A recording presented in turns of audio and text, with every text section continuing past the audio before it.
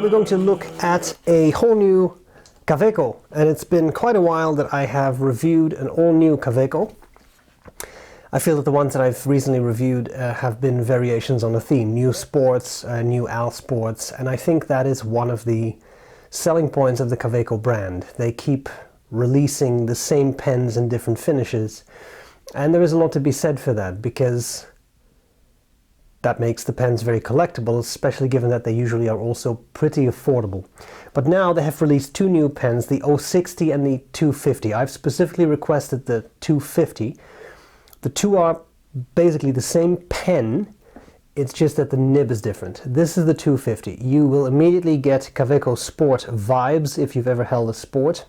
It still has the octagonal profile, but this is a full-sized pen.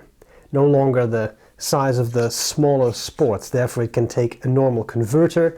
If you've been in the pen world for a while, you know the excessive drama that has been the Kaweco converters. They tried a couple things, none of them worked particularly well. This takes a full-size converter.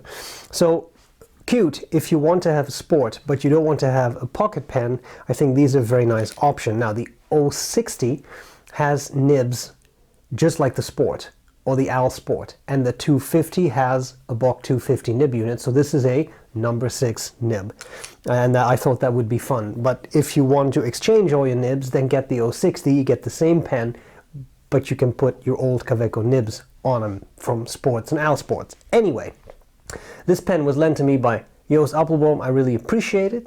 I will cover the parts of the pen, I'll do a writing sample, and I'll tell you what I like about it, what I don't like about it. Let's get started. Kaweco in a shiny box, yeah. Okay, so this is a Kaweco.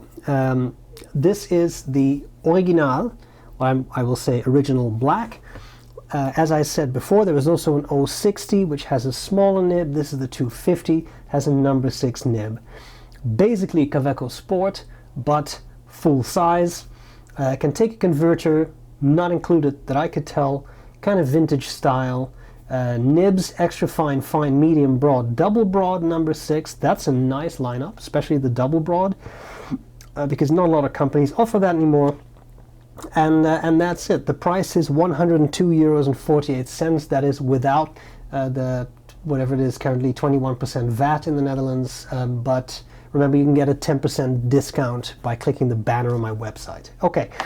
I have always been in love with these tins that Kaweco gives you. So you have the cardboard outer sleeve, and then you get an actual tin, which is very, very vintage looking. I really love it. You get a little booklet, the history of Kaweco, which is quite nice, and you get a sticker. Who doesn't love stickers? And then you get this cute, like it's a tin. And what I like about it is you can keep your pen in it. You can also take that black lining out and put more pens in it, or put other stuff in it. They're really versatile, cute little tins. So I'm loving them tins. Okay, now here we have the actual pen right next to a Pilot Metropolitan. As you can see, even though this Kaweco Original is full size, it's still not the world's biggest pen.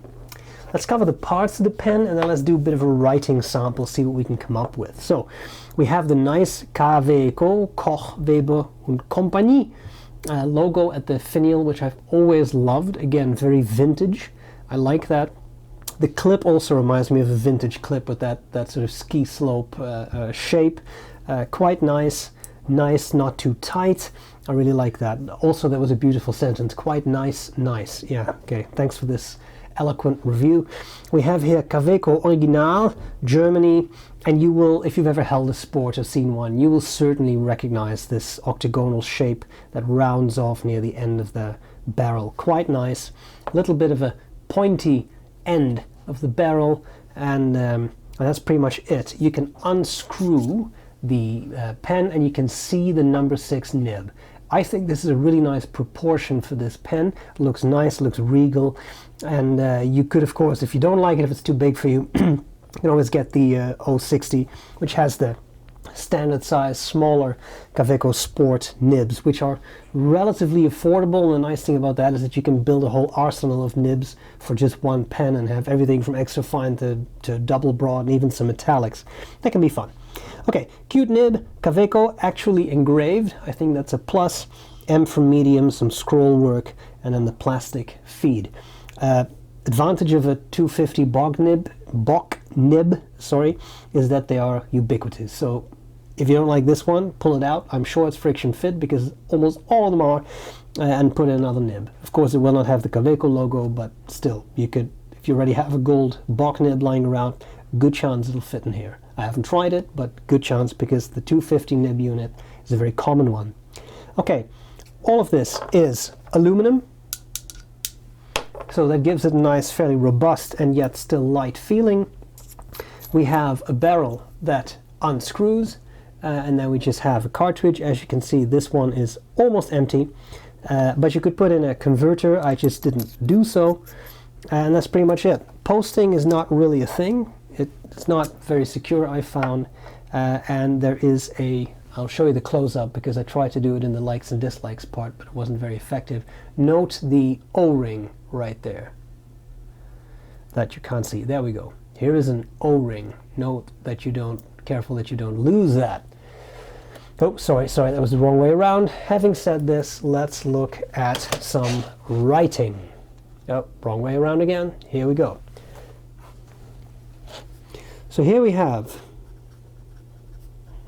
the Kaweco Original 250. This is the medium nib, and the ink is, I'm thinking, Kaweco blue. I'm pretty sure this is what came with the pen. With the quick brown fox came a lazy blue cartridge. Okay, fast writing.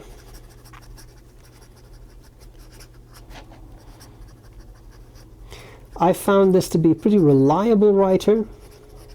No issues, no real skips, nothing. I've sometimes found that the Kaweco very broad nibs, broad double broad, can be a little over polished. With this medium, honestly, I've had no issues, so no over polishing there. It's not the world's wettest writer, but that honestly could be the ink. A lot of these washable blues are a little on the dry side of things, I have found. And what about the line variation? Well, it's really not marketed as a flex nib. You may be able to squeeze a little bit out, but be very, very careful. It's not a flex nib, and it takes a bit of pressure. I wouldn't do it. Okay. Reverse writing, for those who enjoy such a thing, is, with this ink at least, not possible. As you can see, there's nothing. This is not a pen for reverse writing. And that's okay, because if you want a finer nib, instead of turning it around, you could also purchase this with an extra fine nib. Okay, having said that, let's have a chat about likes and dislikes for this pen. I will say, I do think it's a cute upgrade of the Kaweco Sport. It's nice that it's full size, and most importantly, having a functional converter in this would be great. Let's talk about that. What do I like? What do I not like about the Kaweco Original? There are some things I really like. It's a fairly straightforward, simple pen. I think the biggest thing to like is it's bigger than a Sport. And it's not just the pen, it's also the section that's bigger. And I found that to be really comfortable to hold. So I really like that. I also like the aluminum they use. It's solid, it feels solid, and it feels like a, to me, a solid, pleasant writer. And that's, I think that is really attractive in this particular new model. I like the 250 nib unit, the number 6 nib. It looks good. I think it adds a little bit more cachet to the pen. because it looks a little bit more impressive as to its nib. Nothing wrong with the 060 and the smaller nibs that Kaweco uses, but I do think the proportions look quite nice like this. So I think that's really pretty cool. Things I don't like. There really only are two things. I mean, the price, 102 euros. Yeah, I mean, it's a steel pen. It's certainly not a low price for what it is, especially that you also don't give you don't get a converter with it. So that for a steel nib pen, I think that is on the higher end of things for sure.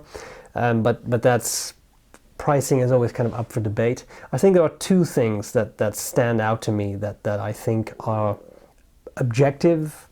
Maybe a bit more of an issue. One is the pen simply will not post. It doesn't post. You can sort of make it post by really jamming the cap on there, but I don't get the feeling it's meant for that. Also because when you do that, I don't know how well you can see this, but then you get a little bit of that sort of ring there, and a lot of that just comes off. But still, I feel a little uncomfortable doing that. You really have to jam it in there.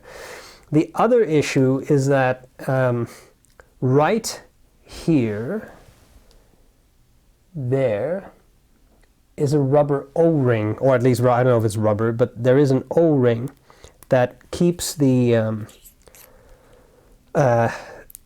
cap on, because it's metal threads on metal threads. It's in itself not unclever to put an O-ring there, although I wonder if the continuous friction is not going to make that wear out quickly. But you see that? You can just rub that off. So if you hit that the right way, the whole thing just comes off. And the first time I filled the pen, I didn't know that thing was there, and I kind of just touched the barrel and that ring came off, and I didn't know where it came from. So okay, not a super big deal, but do be aware that you don't lose that, because otherwise the capping mechanism might become a little different. Let's put it that way. That's all I have. I think it's a fun pen. Remember that you can get a 10% discount through Appelboom if you want, by clicking the banner on my website. That's all there's to it. I hope this was useful, and I'll gladly see you later. Bye bye.